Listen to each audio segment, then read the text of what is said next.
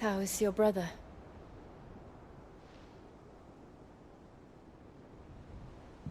Asleep since I returned from the Dominion. Taya says he should be back on his feet soon enough. For a while, at least. She discovered something on his chest. A swelling, circled in stone. The curse.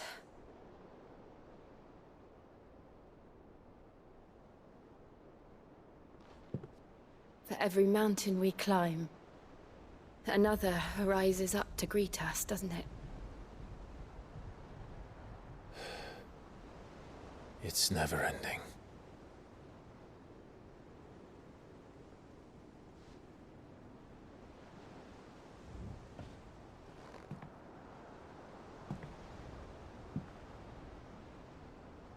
Even the sky seems to have grown tired of it all.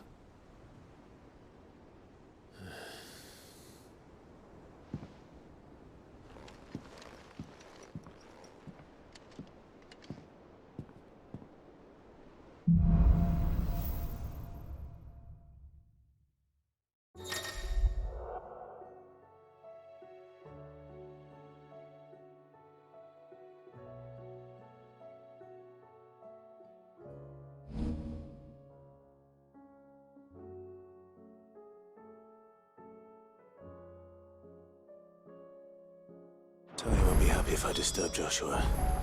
While he rests, I might as well see what Otto has to say.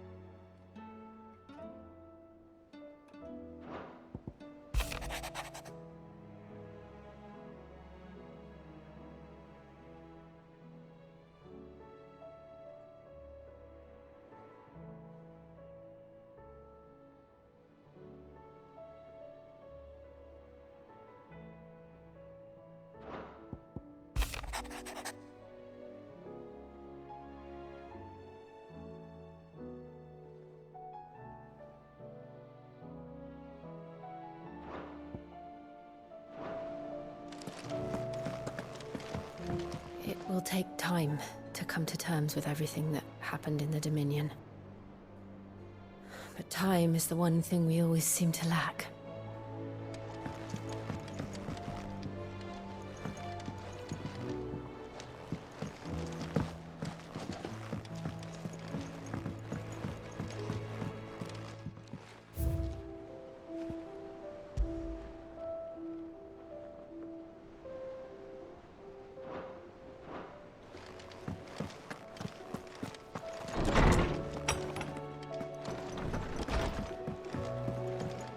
Did you see the pair that got hauled into time?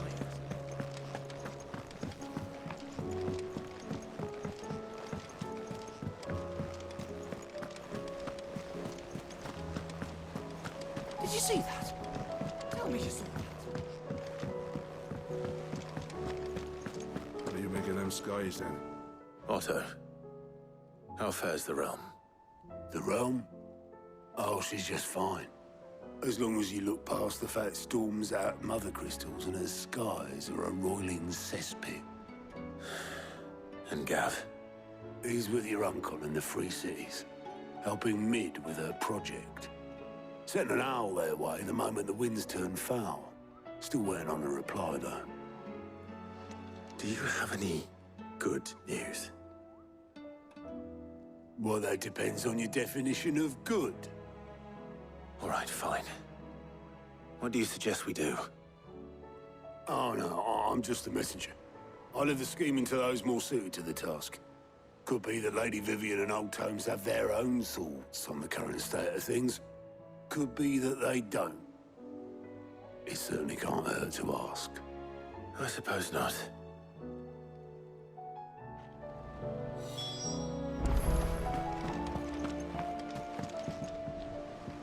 How is it that every one of your little excursions presages some inexplicable catastrophe?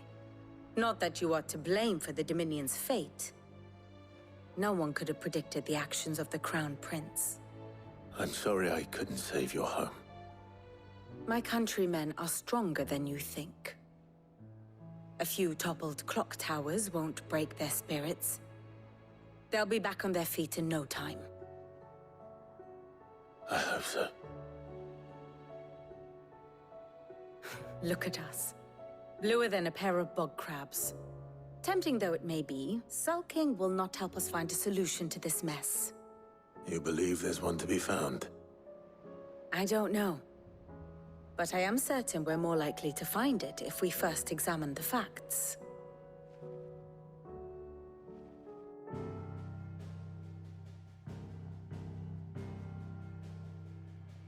Beneath these darkened skies, fear and confusion reign over Valisthea. Oh, the lands around the fallen Mother Crystals had already begun to wilt for want of ether. But not like this. Crystals that filled wells and fueled furnaces. Now nothing but pretty shards of rock. And those that hang from the people's necks cast nary a glimmer of light to keep the dark at bay. It is only a matter of time before the common folk convince themselves that the end of days is upon us. Yet I fear a swift end is more than we can hope for. While most of the world thirsts for ether, the remainder drowns in it, spawning Akashic in droves. And amidst the hordes of mindless beasts, with magics as like to fail as function, even the strongest nation would falter. Rosaria and the Iron Kingdom teeter on the brink of collapse, while the tragedy in Twinside has all but paralyzed the Holy Empire. Dalmekia fares little better. Rumor has it the ministers fled the capital after the fall of Drake's Fang, leaving their beloved republic to crumble. Waloed, meanwhile, moves in earnest. The Einherjar has been sighted off Storm. The world, in short, is in chaos. It would seem our civilization was nothing but a castle of sand, to be washed away at the whim of the waves.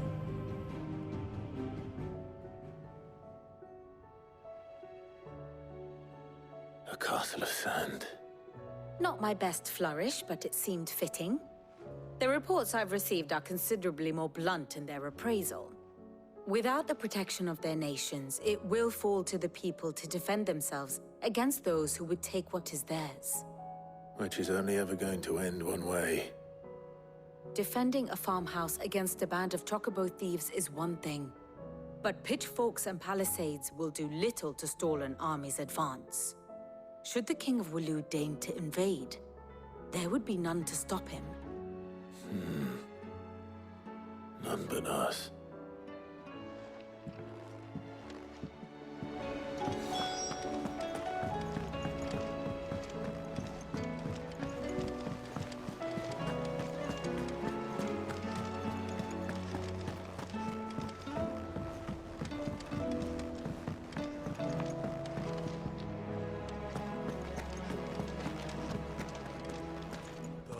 The battle cries of dread one die, in ruin lie his lares. As shrinks the glim, so spirits dim, unanswered call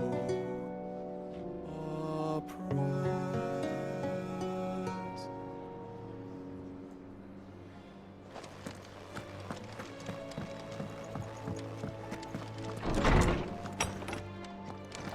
Is a storm coming, Sid? Let me guess. You're here about the skies. Is there anything you don't know, Lawsman? It doesn't take a court astrologer to augur the obvious. As for what has disturbed the heavens, that, I believe, is a question the Fallen might be better placed to answer than I. And on the 6th day did the gods tear the sun from the firmament, visiting darkness upon their prideful sons and daughters. But I dare say you remember your childhood lessons on the sins of Zemeckis only too well. You think they're connected? That Ultima was one of the gods responsible? Well, he has certainly exhibited powers that we mortals would associate with the divine. There is nothing divine about him. But he wouldn't be the first god of whom that could be said, now would he? Yet for all the fairy tales that tell of the sins, there is almost nothing in the way of actual historical accounts. Had I the Journal of Moss the Chronicler, I may have been able to tell you more, but alas, I fear all remaining copies have been lost to time. You will forgive me, I hope? Certainly not. Because there is nothing to forgive. Even without this journal, you've provided us ample wisdom. And we will always be grateful for it. Perhaps Otto will be more inclined to share his thoughts when he hears what the others had to say. Knowledge hoarded is knowledge lost. I have compiled some new entries, if you would like to see them. You wish to study the tomes?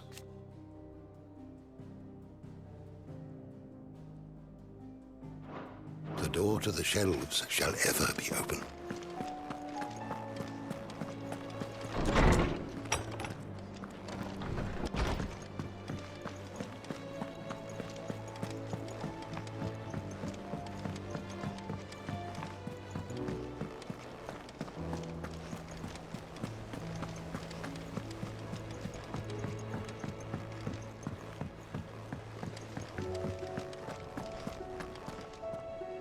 Clive, we have a problem. Only one. That would be a first. It would. Actually, there are 3. We had as many owls arrive while you were at the shelves. Martha's got a Kashik out her gates, and talk of monsters roaming the hills outside of Northreach has put the wind up Isabel and her lot. And don't forget Dalimil. Lubor says the village was raided by bandits. When it rains... It fucking pours. The curse breakers are spread thin, taking stock of the damage in the Dominion.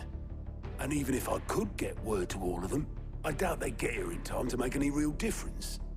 Which means there's only 2 people who can. Jill and I. Let them know we're on our way.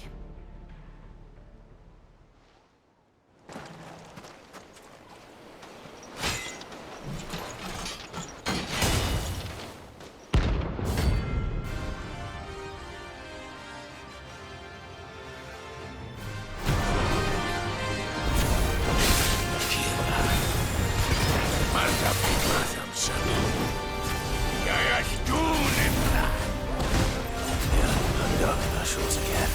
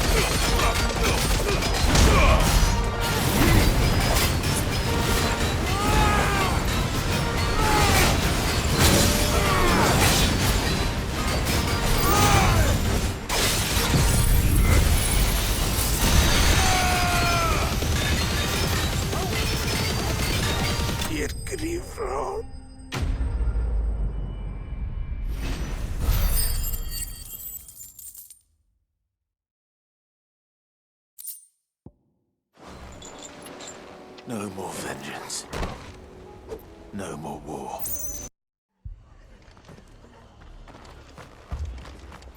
This man's gonna die if we don't get him to a healer. Martha. It's good to see you. And you, Clive. Jill? Otto said you'd been attacked by a Akashic. What exactly happened here? Those skies are what happened. Not long after they fell dark, we had our first visit. There were hundreds of them. Tried to storm the hill. Only a handful made it up here, but that was more than enough. The rest are still down there now. And while we have a few willing fighters holding them back, they're sorely outnumbered. What do you think, Clive? That we join the fight? I thought you'd never offer. Now, where I need you is the Fallen Gate. That's where the fighting is fiercest. Let the men know you've come to help. Something tells me they'll be pleased to see you. We're on our way.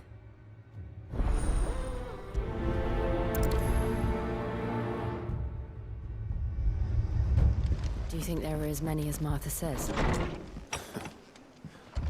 More.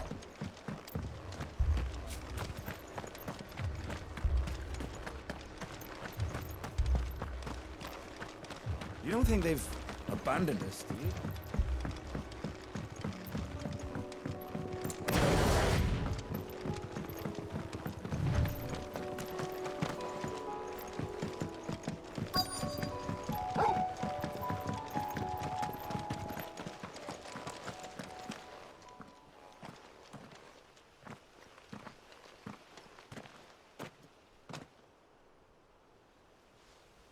Clive, wounded.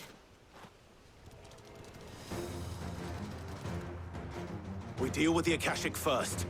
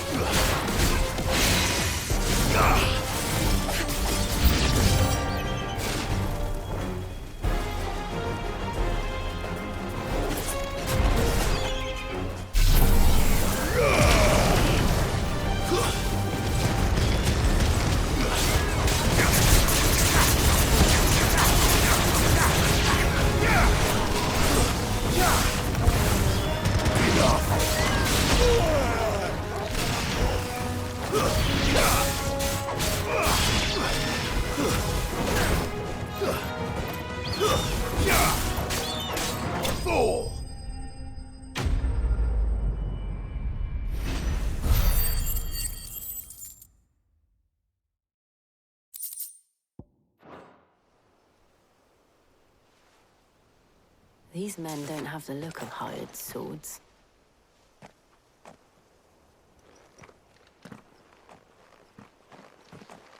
If you've come to rob this place, You are mistaken, my Lord Rosfield. We're here by Madame Martha's leave. how do you know my name? Forgive me, my lord. There wasn't time for introductions. We're with the Guardians of the Flame. Wade's men? But how did you come to be here? Where is your commander? Sir Wade left earlier with a scouting party to find out where the Akashic were coming from. Did he? Take your wounded back to the inn. Martha will see you're looked after. We'll join you anon.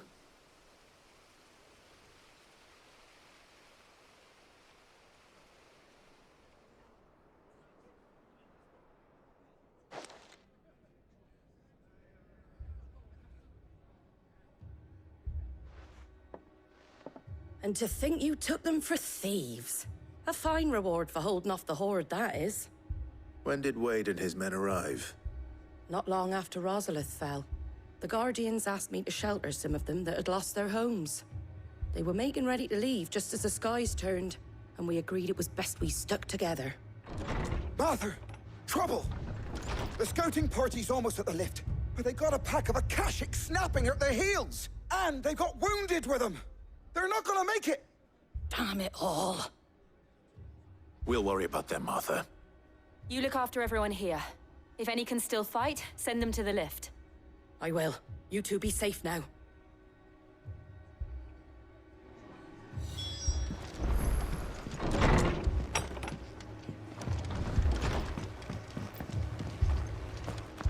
Mad dogs.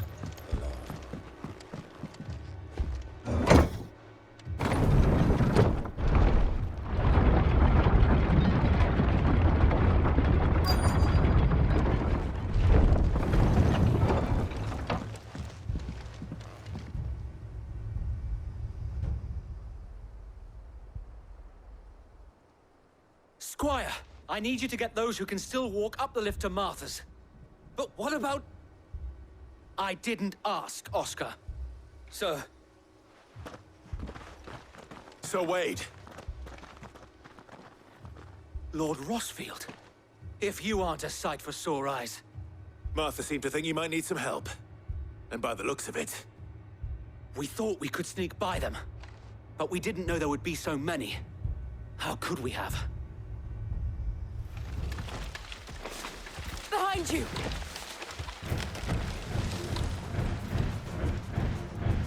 Damn it! We need to get the injured to safety. Do you think we can hold them off? We can certainly try. Are you with us, Sir Wade? Always. Then let's do our duty.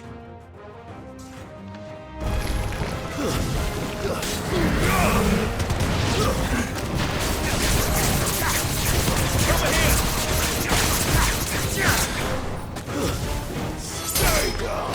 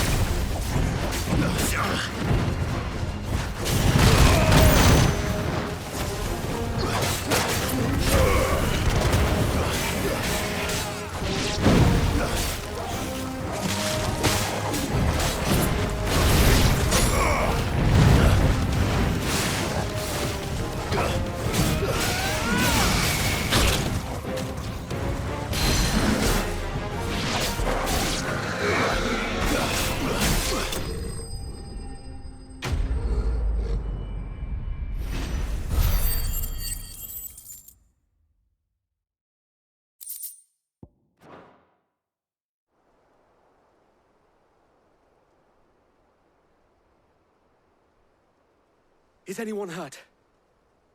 I don't think so.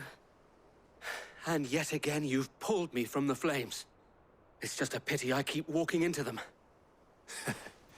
You've never been one to shy away from danger, Sir Wade. Like any shield worthy of the name. I see you're all in one piece. Martha! Is something wrong? The lookout saw smoke coming from down Eastpool way. Too thick to be a hearth. A second horde. Feel like finishing the job? Always. Jill and I will make for Eastpool. You'll need to move the injured without us. Don't you worry about them. The moment my men are safe, I'll follow. Good luck.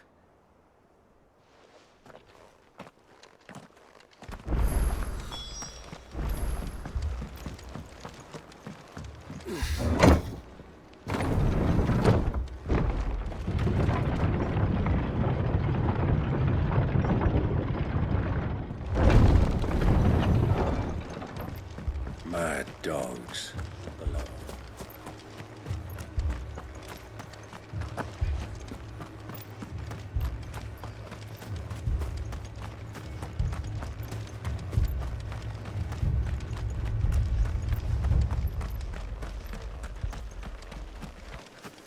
Fiends try to climb the walls here, too. Founder knows where they're gonna show their ugly faces next.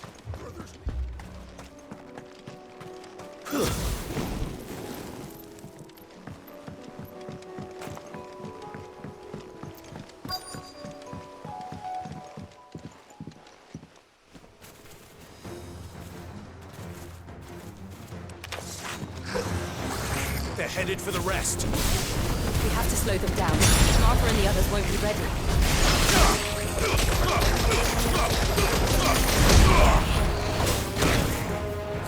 Come on!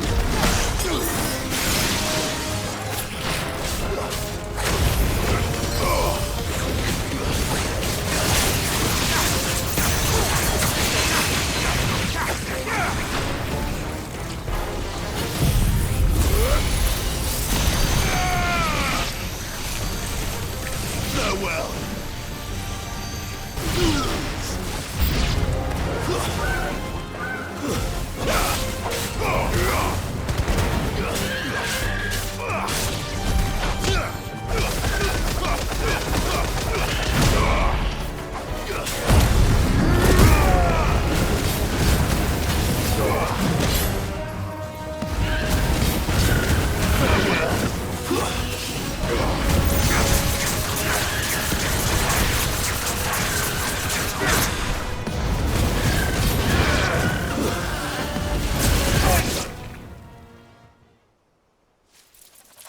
Something's coming! Apologies, my lord. Did I miss anything? Only the first round, so wait. Shall we?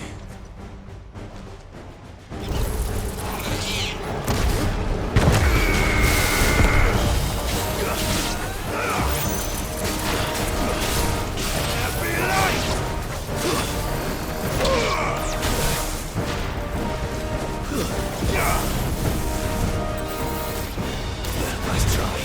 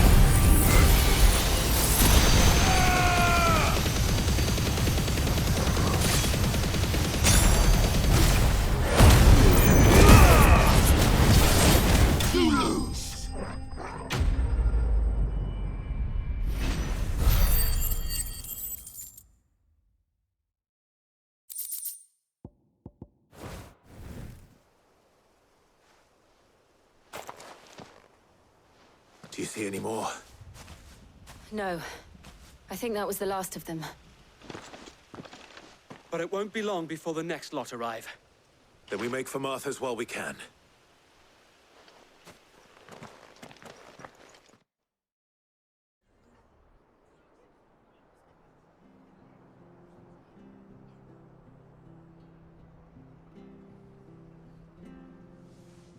What did you find out there? The same as Sir Wade. Scores of Akashic. Well, wherever they came from, they're gone now. Our lookouts say the lowlands are clear. Hopefully we'll have enough time to lick our wounds. How many of your men were injured? A damn sight less than if you hadn't turned up. Thank you. It was a hard-fought victory. But as long as the skies remain dark, I fear the Akashic's numbers are only going to rise. It's not a matter of if the Horde will be back, but when. And whether that's sooner or later, we'll need to be ready. The inn here affords a good view of the land, and is easily defendable. I'd like to make this one of our outposts. What do you say, Martha? You'd have more men to guard the rest. Well, when you put it like that, of course they can stay.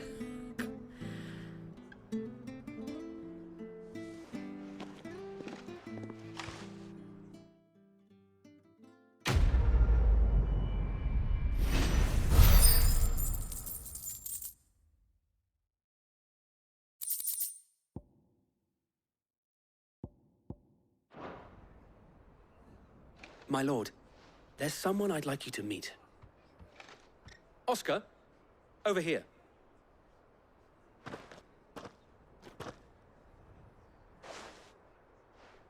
It is an honor to make your acquaintance, Lord Rossfield.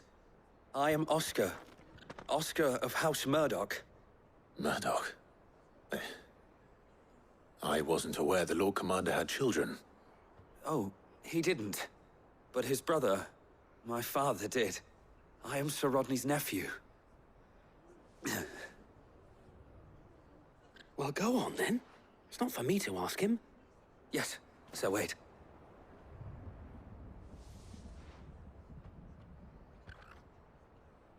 If it please you, my Lord Marquis, might you take me as your squire? I would learn the duties of a shield from the finest. I'm sorry to disappoint you, Oscar, but I'm a shield no longer. Nor was I ever the finest. And spending time in the company of an outlaw hardly seems a fitting education for one aspiring to take his oaths. My Aunt Hannah once told me that a man is not defined by his title, but what he does in its name. You have accomplished much since taking on the mantle of Cid, winning no little honor in so doing. And I would sooner serve under an honorable outlaw than an unworthy shield. Not that Sir Wade and the other Guardians are... I mean to say that, they're... It's all right. We know what you mean. There is only so much the boy can learn from me, my lord. But a squire... Would that really be so bad? You were a squire once. And I'm certain Sir Rodney would approve.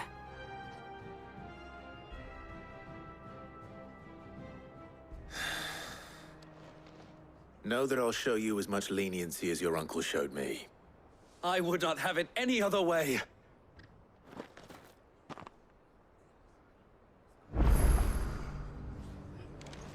I will not let you down, Lord Rossfield. You, or my uncle. We shall be staying here for the time being, and not just for the ale. I'll have one of my men escort Oscar to Benimir once he's said his farewells.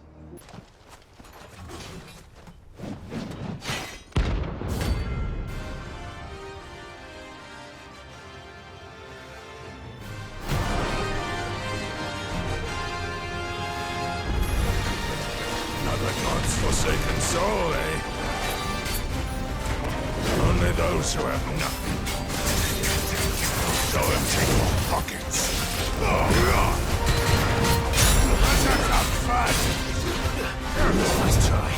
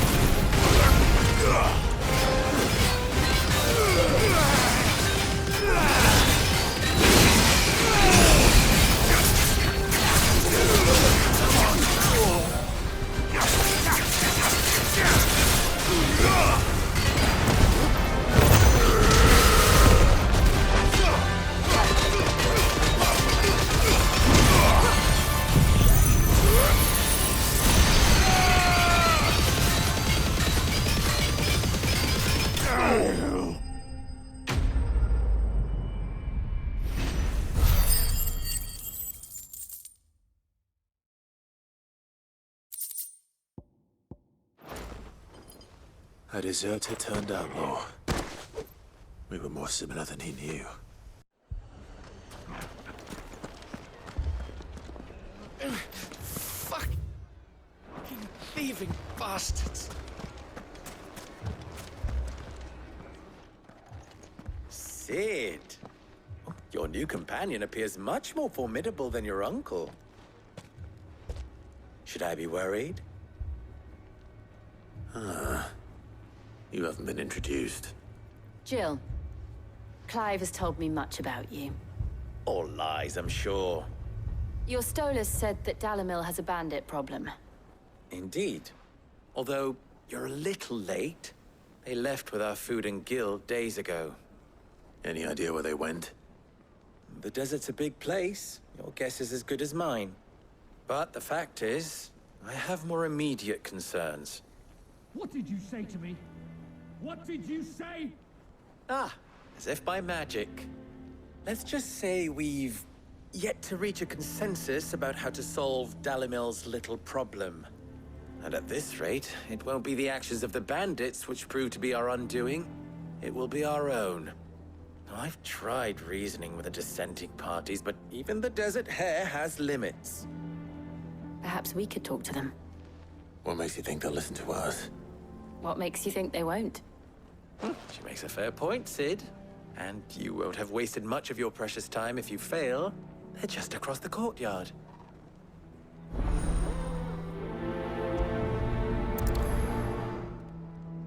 Suppose we just follow the shouting.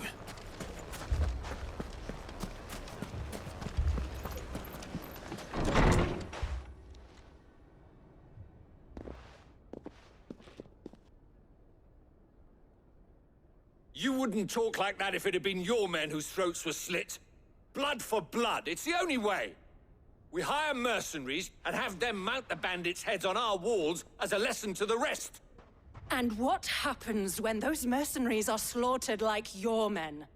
Are you going to hire more? We're better off using that coin to buy food and supplies. If we hire mercenaries, the only thing we're buying is the bandits' ire. And you cannot fill empty bellies with that. Do you hear me? But what happens when they come back? Maybe it'll be your throat that's slit. That's enough. Both of you. Any more of this and I'll throw you out myself. Come back when you're ready to talk like adults.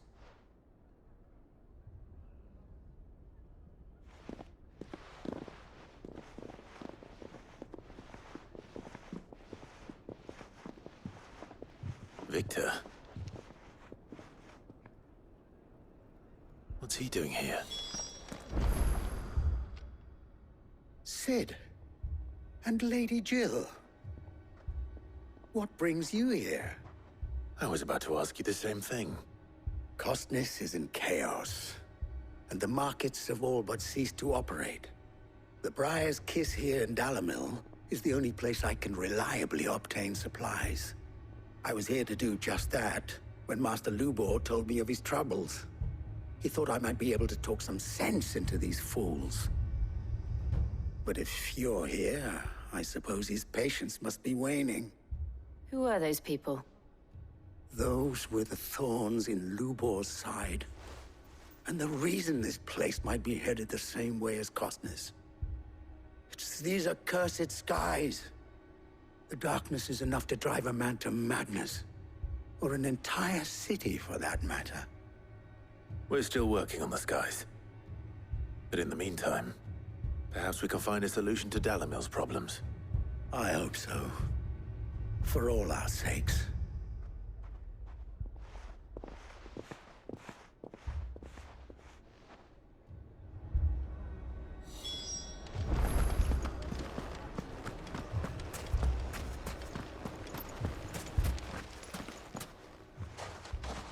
So, you see my predicament? What I saw was a room full of people who were angry and afraid. And with good reason by the sound of it. But if left to smolder, that anger and fear could set the entire town alight. My thoughts exactly. What to do? Both sides wish to protect their homes and livelihoods, if only they could agree on how. But as long as they are divided, we are vulnerable. And if there's one thing bandits like, it's an easy target. What would Sid the Outlaw suggest? Well, if it were my namesake, he'd let them choose for themselves, and be on hand to pick up the pieces when it all went wrong. That sounds like a recipe for disaster. A recipe for disaster is precisely what it is.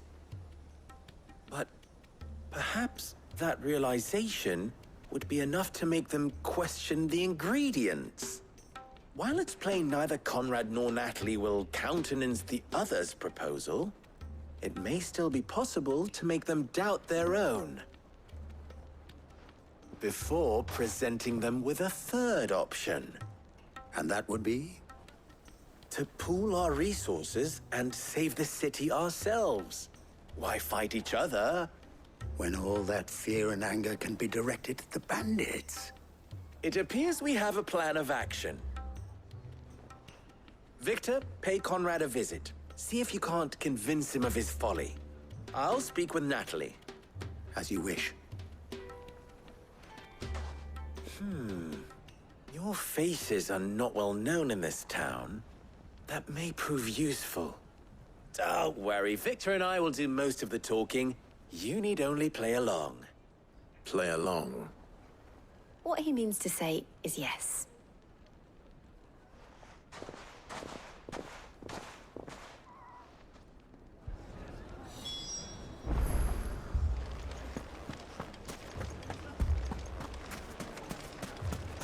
Picture it, Conrad.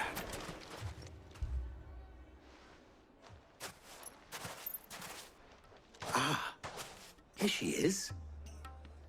The Lady of the Spear herself. Conrad, may I introduce you to Jane, commander of the Red Wings, the oldest mercenary guild in the Free Cities. A pleasure, my lady. The pleasure is all mine. As I told you, I summoned the commander here from Canver to inquire about a contract. Victor says you told him no. That there aren't any men left to hire. Is that true? True as the crystals cracked. Nobles came and claimed every last one worth his salt. And not just from us Red Wings. You know of the 7 high houses. There must be 2 swords assigned each one. Granted, we have a few boys left. If it's boys you're looking for. Well, Conrad, are you saying that Dalamil's finest cannot defend this town better than a gaggle of unblooded striplings? That a band of beardless youths could better avenge the deaths of your brave men than you yourselves? Absolutely not. We'll show those bastards who they're dealing with.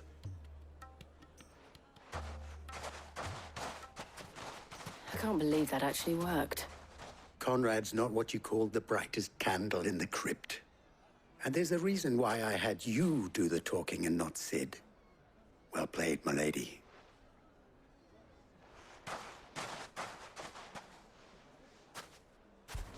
Then let us band together and show these brutes that Dalimil is not to be trifled with.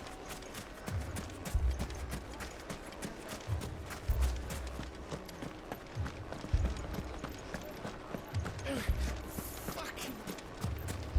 my shop. If I had my pickaxe, I would... I mean, it may still be possible to buy some. Ah, here he is now. Natalie, allow me to introduce Lord Underhill of Randalar's prestigious League of Merchants. Lord Underhill. At your service. Underhill? I was just telling the good lady of our conversation, my lord, and how you were lamenting the state of the capital's stores. Lubor says that not only are the granaries almost empty, but that war and the Blight mean this season's harvest won't be enough to fill them for winter. Indeed, certainly that is the case. The nobles in the capital are buying up the city's stocks of barley and wine, driving the prices higher than most commoners can afford, it is only a matter of time before the peasants revolt. It is worse than I thought. If what Lord Underhill says is true, I fear we have little hope of supplementing our stores, meager though they regrettably are. And while I applaud your endeavors to dissuade our more bellicose citizens from seeking vengeance, I sense Conrad is not wrong in his assessment of the bandits' likely return. Which means that now, more than ever, we will need to secure what little we still have. Food, weapons, herbs, everything. If our humble town is to endure not only this hardship, but those that are certain to follow, we must stand united. All right. If it will help to protect my home, I'll do it. But you needn't have gone through this charade.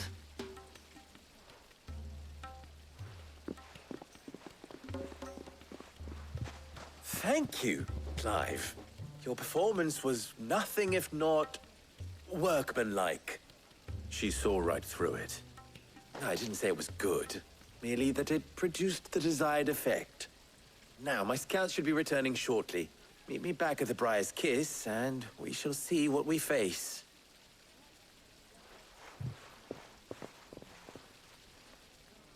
I'm not convinced our roles in this ruse were entirely necessary. I don't know. Conrad seemed quite taken with you. Mummy, I'm scared. Oh, I'm ruined. Good news, Sid. Both Conrad and Natalie have somewhat gracefully accepted their new roles. With time, they may even learn to. Time no longer appears to be the luxury it was before lunch. I take it your scouts found the bandits. Technically, it would be the bandits who found my scouts. It appears they march for Dalimil as we speak. All of them. You're not serious. They don't just want food, they want the whole damn town.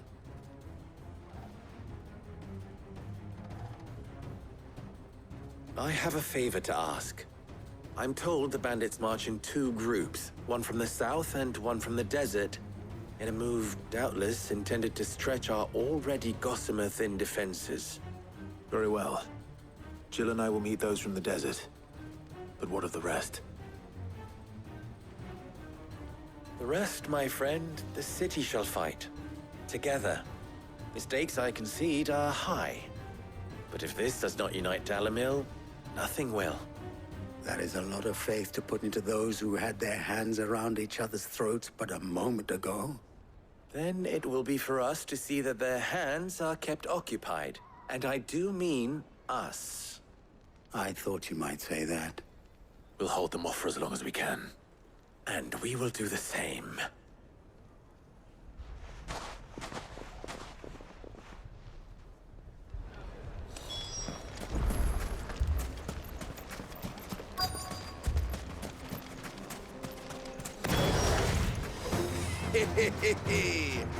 The women folk have come to welcome us. I'll take that one.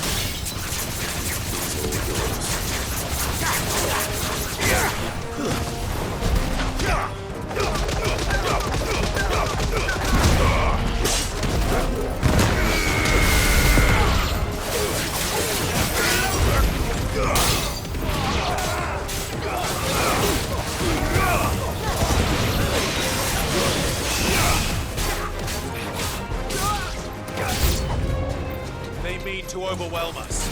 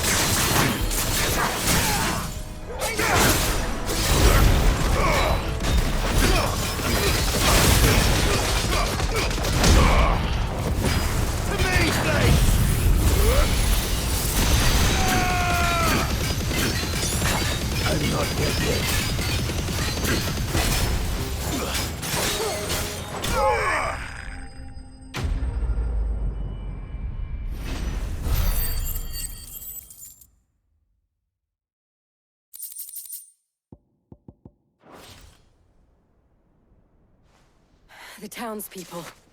Could they have held out? I don't hear any fighting.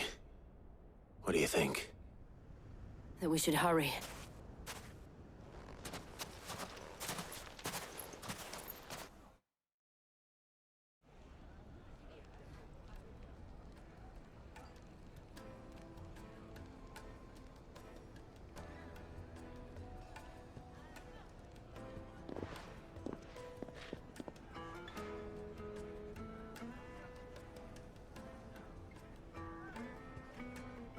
Natalie, I owe you an apology.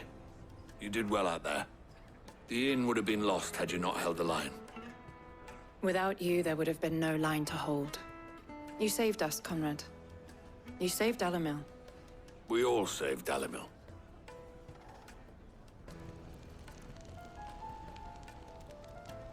Conrad seems to have had a change of heart.